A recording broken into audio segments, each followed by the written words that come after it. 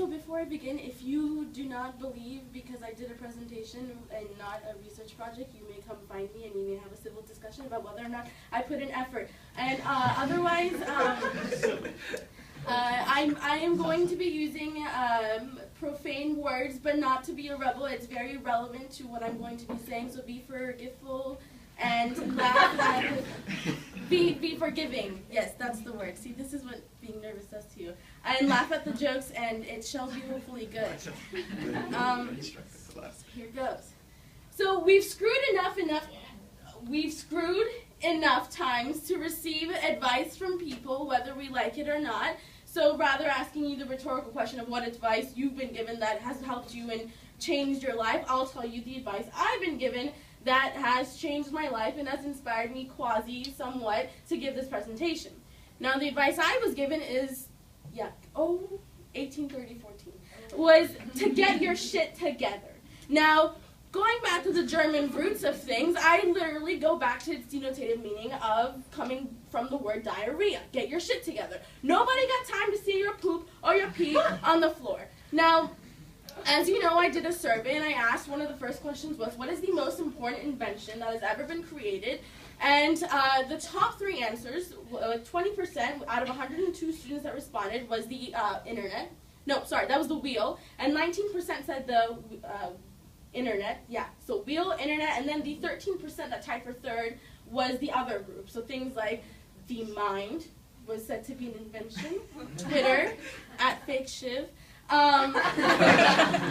along with things like the knife and the crankshaft and the magnet, John. Other than that, it was just a random group of miscellaneous items that were said to be the most important inventions. Now I contend that the toilet is the most important invention that has ever been created. Of course, I say this in my biased way, and of course that's what I was researching, but because it's called the seat of civilization, we do not give enough credit to what the toilet does and how it actually improves our lives. So, next please. Did you not log in? No, it's giving me the rainbow thing. I don't have Mac. All right, so I shall talk to you as I walk here. Now the toilet, that's disgusting. So, one of the first things that we'll start off with is for the sake of the history. Now, King Menos of Crete was said to be the creator of the toilet, not Thomas Crapper, okay? Not Thomas Crapper. King Menos of Crete in 1800 BCE, and there was actually a huge evidence that suggested that between 2500 to 1500 BCE, there were actually water latrines in the Indus River Valley. Now, one of the cool things is that you can actually judge the importance and the development of society in history based upon its sanitation and the priority it was given. For example, in ancient Rome, the bath of Caracalla was six times the size of the St. Paul Cathedral, and it could fit 1,600 people at once. And it had 144 communal lavatories, which was massive, but of course it was kind of ironic because they weren't really used. Rather, the feces were thrown right onto the street, so that was kind of odd.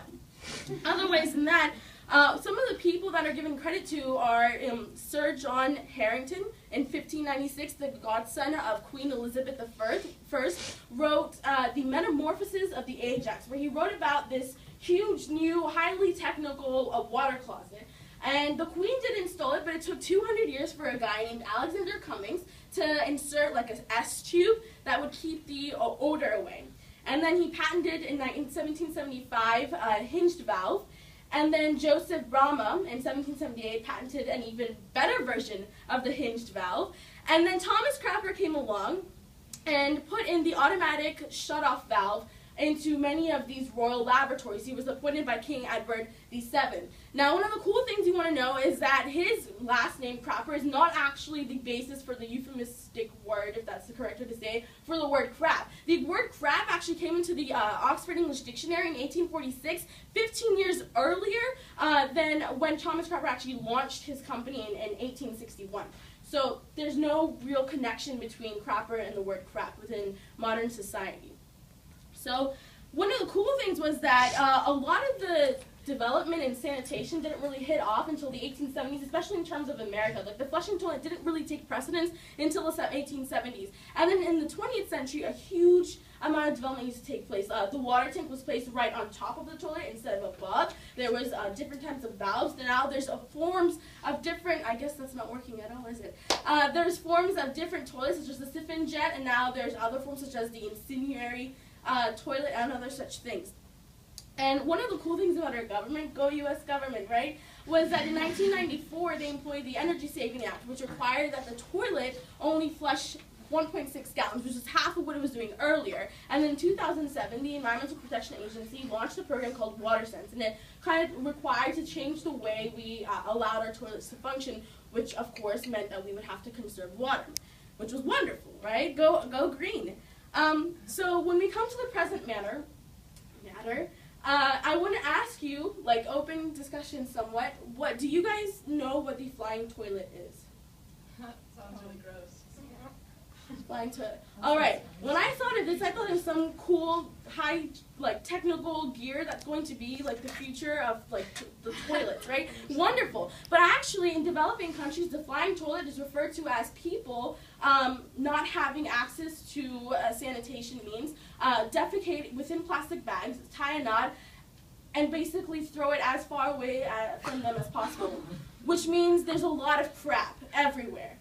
Which is not great because it leads to waterborne diseases, typhoid fever, malaria, cholera, other such things that are horrible for people in general. So that was the flying toilet. I will show you a picture that would be rather unpleasant, but technology is not with us. So 7 billion people on this earth. Estimates about how many people do not have access to sanitation between 2.5 billion and 2.6 billion, which is approximately 40% of the world. So 4 out of every 10 people, if you imagine this room, 4 out of every 10 people, let's say there's 30, there are 12 people that do not have access to sanitation. 1.1 billion people actually still defecate and open. There's 1.5 million children that die annually because of diseases like malaria, which means that on a daily basis, 7,000 die due to these diseases, 5,000 of whom are under the age of 5. There are also 272 million days of schools missed because of people being sick due to waterborne diseases. And there are, every dollar it said that is invested within sanitation brings back 5 times that yield. So it actually seems really smart in terms of economic functions as well to invest in sanitation. Why aren't we doing it? We're stupid, we're human, go us, the folly of the world. But otherwise also, there's other things that people deem higher, but I contend that's not true. Okay, so the impacts are quite unique. Has anyone else heard of the United Nations Millennium Development Goals? Yeah. You have? Yeah. Go you, sister. Do you remember any of them? I remember something about just bettering environmental things, but that, yeah. I just know vaguely. Yeah, so there are 8 anti-poverty goals that one of them is combating diseases like HIV, AIDS, malaria, and other such diseases. And it was said to, like, they wanted to achieve their goals by 2015. That's not, it doesn't seem like it's happening, but it's one of them. I just wanted to tell you. Now, one of the impacts of sanitation is that the women, right? Like, one of the like, horribly stupid things about sanitation, especially the toilet, is that no one really wants to talk about it, right? It's disgusting, it's nasty. Actually, it's even a taboo in Somalia, where girls are not allowed to go to the bathroom because it's not private enough. It's very open, and the girls it's considered a taboo because you're allowing basically an open door for people to come in and see you.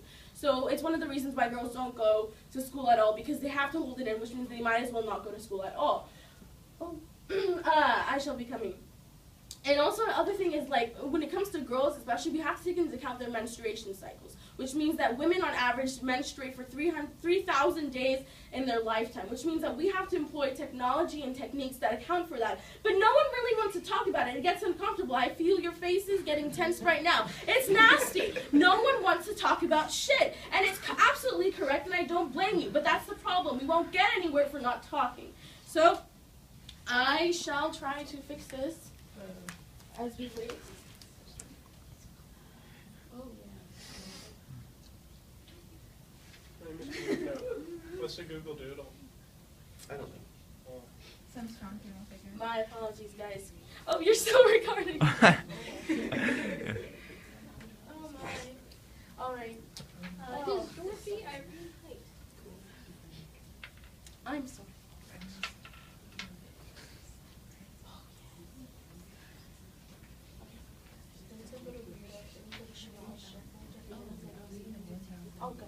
All right. So everyone knows Bill Gates, right?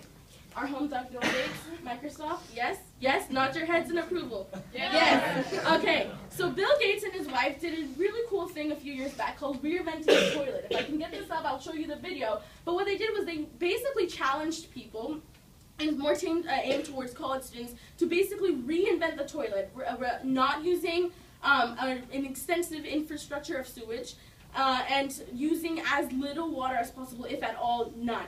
So in response to those, there were two huge projects that came out. One was Pee Poople, and the other was Sanergy. Sanergy actually received a grant from the Bill Gates Foundation for doing wonderful work. And the Pee Poople, I don't think they want any money, but it's really extensive and wonderful how they work. What they do is Pee Poople is basically a bag. Okay, so imagine something that looks like a plastic bag. I would show you the pictures. And it's a bag within, and there's another bag within that. And what the Pee Poople bag contains is 5 grams of urea, which is the most natural and common form of nitrogen fertilizer. So what people do is they have a set toilet seat. They sit upon it, and before sitting upon it, they put in their pee poo bag. They do their business, and what they do is they tie it. One of the wonderful things about the pee poo bag is that it's biodegradable, and within 4 weeks, the urea works with the feces and urine to actually break it down to ammonia and carbonate. Now, this is wonderful. Like, in all the ways of science and freaky physics, this is wonderful in terms of development because it does not require an extensive infrastructure. It does not require water, things that are very difficult to find within the developing world. So it's wonderful how that's working. Also, it's very cheap, so it makes sanitation very profitable. That's one of the wonderful things about technology within the developing world, is that one of the things in the survey that you didn't see, I saw, was that a lot of people wanted to work within the U.S. or within developed countries. But the amount of scope, magnitude, and the immensity of opportunity that you receive, wonderful. This one. Where? The presentation one.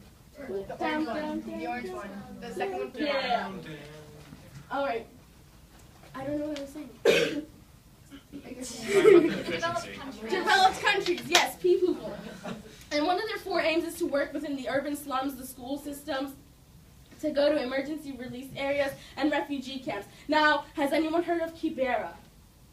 Heard the name, I don't know what it is. Oh, right, go you. Kibera is the largest slum. It's in Nairobi, Kenya. It's the largest slum in continental Africa. And one of the really nasty things about it is that it's like the size of New York Central Park, but it contains massive amounts of people. So that's obviously indicative of huge amounts of transfer of disease. So people have actually been employed there, especially in schools. One of the wonderful things about schools is that you keep children alive, which we want because children are awesome, you know, and also it keeps, especially it's aimed towards girls. It keeps girls in schools and allows more transfer of knowledge, I could say. It's often said that girls, for every year that they stay in school, their salary increases from 10 to 20%, and child mortality decreases from 5 to 10%, which is wonderful just by staying in school.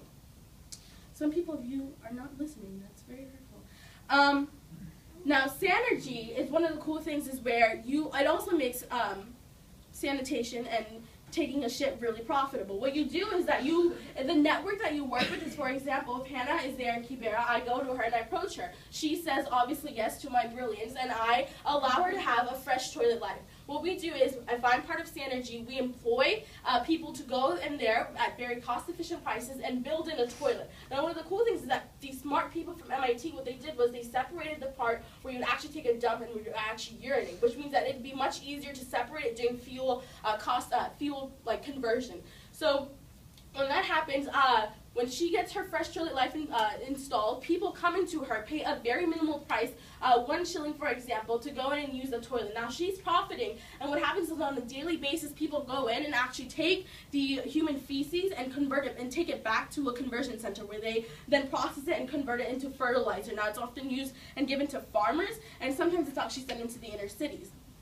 Now, one of the really wonderful things about that is that 1.2 tons of synthetic fertilizer was imported into East Africa, and that accounts for a lot of tariffs. So having things that are being transferred into energy through feces is actually decreasing the charge that farmers have to pay for development, and actually increases the amount they can actually use to cultivate crops, which is wonderful for internal growth within the city, within the country, and development at large. All right. So look. So one of the cool So sanitation, I wanted to do a presentation, not because I wanted to get out of a research paper. I mean, yeah, that's a great benefit, but one of the cool things is that we are all going to college in here. We are all very smart, intelligent, bright people, somewhat competitive with each other in terms of the GPA grade ranking system. But we all have some realm of brilliant intelligence within us. Now, I've seen the guy who did the pitch. He was from MIT for Sanergy. And I mean this as a compliment. Yay! Keep going, keep going, keep going, keep going. Yes, I mean this as a compliment. He was not a genius, okay? He worked hard and he had wonderful work ethic. No, go back, go back. Yes. Now play this. Can you play this? Do you have to search it? Yeah, what do you want? Bill Gates reinvent the toilet. Now, this guy wasn't a genius. You know, he had work ethic. But one of the cool things is that if he can do it, then so can you. If you want to work in the U.S. and hack millions, then good for you. But a lot of the responses that I got was, what was the most important thing for a career? And many people said satisfaction, understanding that you give back to the community, and salary to an extent. Well, honey, you're going to get paid in this, I promise, because people are wanting millions of people to do this work, because countries invest a lot of money in terms of sanitation development. So when you go into your field, imagine shifting your paradigm instead from salary to service. Yes, people pay attention. And one of the and I talk about the toilet is because there's a lot of people that are being affected by it. Yes, computers are important. Yes, clothes are important. Yes, the technology of the new laser wand is going to be important, but the toilet is actually really important in terms of now. There's going to be toilets that have water tanks, and toilets that have playlists, and toilets that have water-employed like cleaning facilities within them to clean you and freshen you up. But the important part of the future within the toilet realm is people just having the opportunity to not defecate in open. And that's going to be wonderful because it leads back to development, which is what we want. It allows you opportunities to make more money, to have more progress within the world, and allow a more competitive realm. I just want to show you this video, but it's not loading. So in the end, if this video loads up, we shall see it. But in the end, I just like to say, get your shit together, start giving a crap, and maybe, just maybe, you and I could save ourselves from the chaos of the world, one toilet, one flush at a time. Okay.